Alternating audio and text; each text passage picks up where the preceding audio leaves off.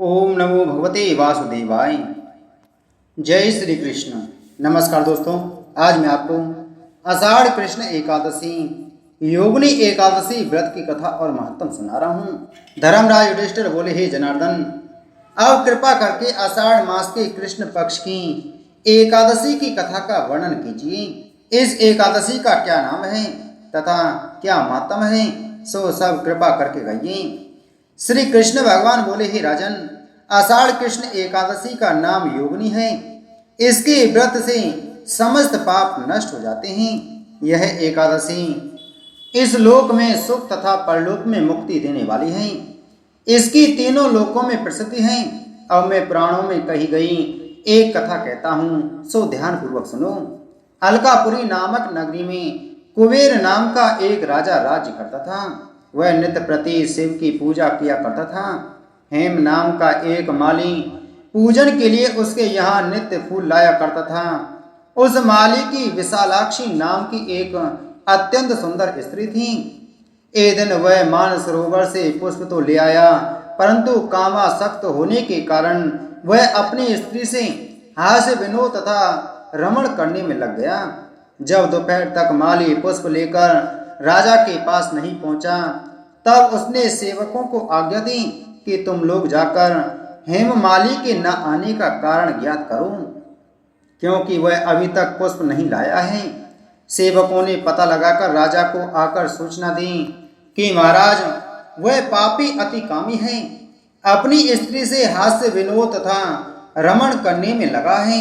यह सुनकर कुबेर ने क्रोधित होकर माली को बुलाकर लाने की आज्ञा दी। माली वह से कांपता हुआ राजा के सामने उपस्थित हुआ। उसे देखकर क्रोध के मारे राजा के नेत्र लाल हो गए और फिर कहने लगा, अरे पापी, नीच, कामी, तूने मेरे परम पूजनीय ईश्वरों के भी ईश्वर श्री शिवजी महाराज का अनादर किया है। इसलिए मैं तुझको श्राप देता हूँ कि तू स्त्री का वियोग कर सहेगा और मृत्यु लोक में जाकर कोढ़ी होगा। कुबेर के श्राप के कारण वह माली स्वर्ग से पृथ्वी पर जा गिरा और उसी क्षण कोढ़ी हो गया। उसकी स्त्री भी उसी समय उससे अंतर्धान हो गई। मृत्यु लोक में आकर हेममाली ने मान दुख भोगी। भयानक जंगलों में बिना अन्न और जल के भटकता रहा। रात्रि को निंदा भी नहीं आती थी, परंतु शिवजी की पूजा के प्रभाव से उसको पिछले जन्म की स्मृति का ज्ञान अवश्य रहा। घूमते घूमते एक दिन वह मार्कंडेय ऋषि के आश्रम में जा पहुंचा। मार्कंडेय ऋषि अत्यंत वृद्ध थे और उनका आश्रम ब्रह्मा की सभा के समान लगता था।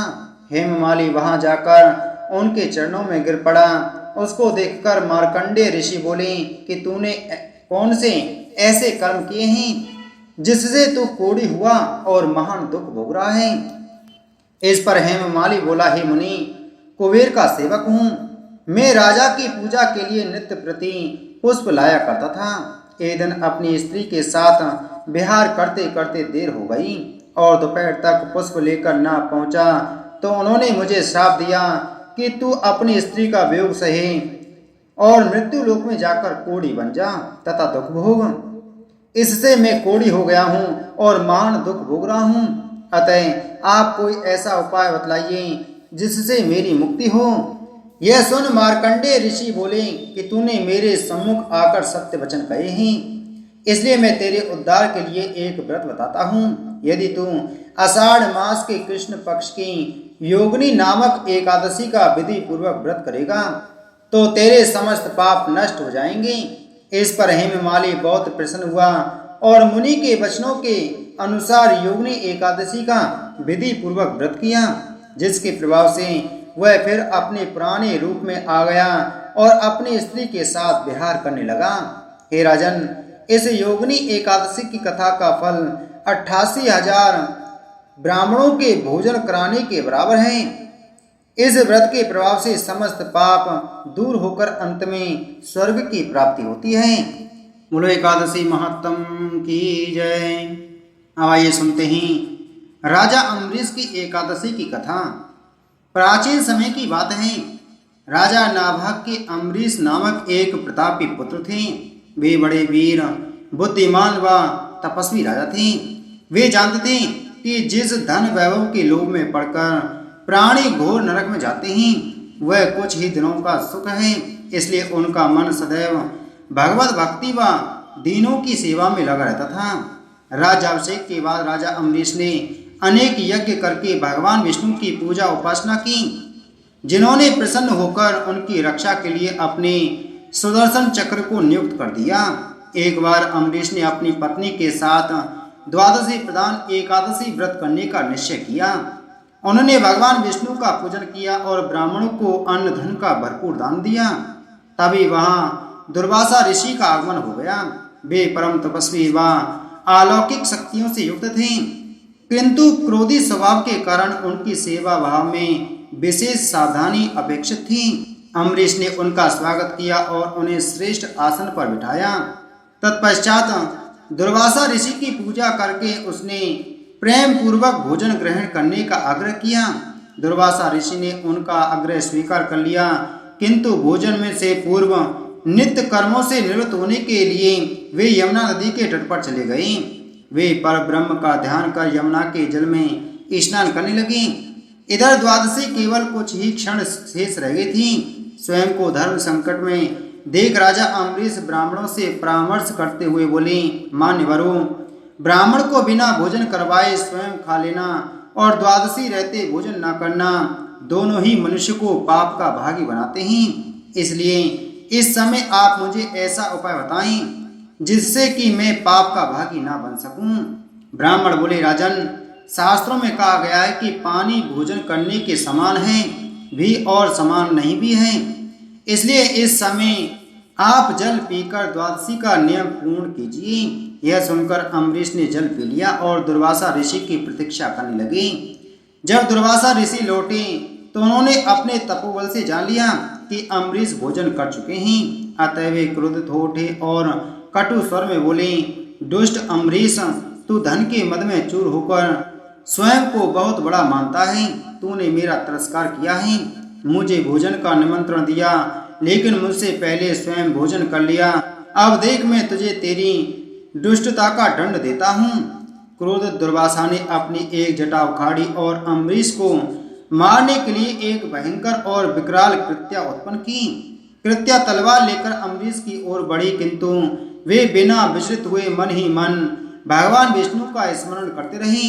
जैसे ही कृत्या ने उनके ऊपर आक्रमण करना चाहा, अम्बरीश का रक्षक सुदर्शन चक्र सक्रिय हो गया और पल भर में उसने कृत्या को जलाकर भस्म कर दिया।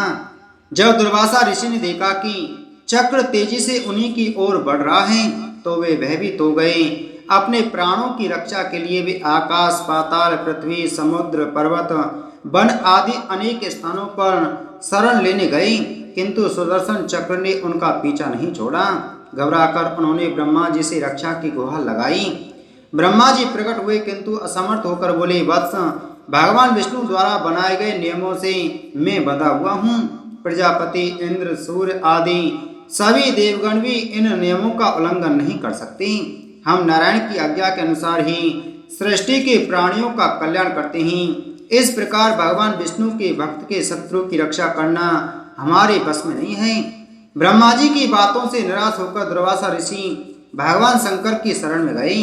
पूरा वृतांत सुनने के बाद महादेव जी ने उन्हें समझाया, ऋषिवर, यह सुदर्शन चक्र भगवान विष्णु का शस्त्र है जो उनके भक्तजन की रक्षा करता है। इसका तेज सभी के लिए असहनीय है, अतः उचित होगा कि आप स्वयं भगवान विष्णु की शरण में जाएं। केवल वे ही इस दिव्य शस्त्र से आपकी रक्षा कर सकते हैं और आपका मंगल हो सकता है। वहां से भी निराश होकर दुर्वासा ऋषि भगवान विष्णु की शरण में पहुंचे और उनके चरणों में सिर नवाकर दया की गुहार लगाई। आर्त स्वर से दुर्वासा बोले, भगवान, मैं आपका अपराधी हूँ। आपके प्रभाव से अनभिज्ञ होकर मैंने आपके परम भक्त राजा अम्बरीश को मारने का प्रयास किया। हे दयानिधि, कृपा करके मेरी इस धृष्टता को क्षमा कर मेरे प्राणों की रक्षा कीजिए। भगवान नारायण ने दुर्वासा ऋषि को उठाया और समझाया, मुनिवर, मैं सर्वदा भक्तों के अधीन हूँ। मेरे सीधे साधे भक्तों ने अपने प्रेम पास में मुझे बांध रखा है। भक्तों का एकमात्र आश्रय मैं ही हूँ, अतः मैं स्वयं अपने व देवी लक्ष्मी से भी बढ़कर अपने भक्तों को चाहता हूँ। जो भक्त अपने बंधु बांधव और समस्त भोग विलास त्याग कर मेरी शरण में आ गए हैं, उन्हें किसी प्रकार छोड़ने का विचार में कदापि नहीं कर सकता। यदि आप इस विपत्ति से बचना चाहते हैं तो मेरे परम भक्त अम्बरीश के पास ही जाइए। उसके प्रसन्न होने पर आपकी कठिनाई अवश्य दूर हो जाएगी। नारायण की सलाह पाकर दुर्वासा ऋषि अम्बरीश के पास पहुंचे और अपने अपराध के लिए क्षमा मांगने लगे। परम तपस्वी महर्षि दुर्वासा की यह दुर्दशा देखकर अम्बरीश को अत्यंत दुख हुआ। उन्होंने सुदर्शन चक्र की स्तुति की और प्रार्थना पूर्वक आग्रह किया कि वह अब लौट जाएं। उनकी स्तुति से प्रसन्न होकर सुदर्शन चक्र ने अपनी दिशा बदल ली और दुर्वासा ऋषि को भय मुक्त कर दिया। जब से दुर्वासा ऋषि वहां से गए थे तब से राजा अम्बरीश ने भोजन ग्रहण नहीं किया था। वे ऋषि को भोजन कराने की प्रतीक्षा करते रहे। उनके लौटकर आ जाने व भय मुक्त हो जाने के बाद अम्बरीश ने सबसे पहले उन्हें आदर पूर्वक बैठाकर उनकी विधि सहित पूजा की और प्रेम पूर्वक भोजन कराया। राजा के इस व्यवहार से ऋषि दुर्वासा अत्यंत प्रसन्न हुए और उन्हें अनेक से आशीर्वाद देकर वहां से विदा हुए। बोलो एकादशी मातम की जय। बोलो विष्णु भगवान की जय।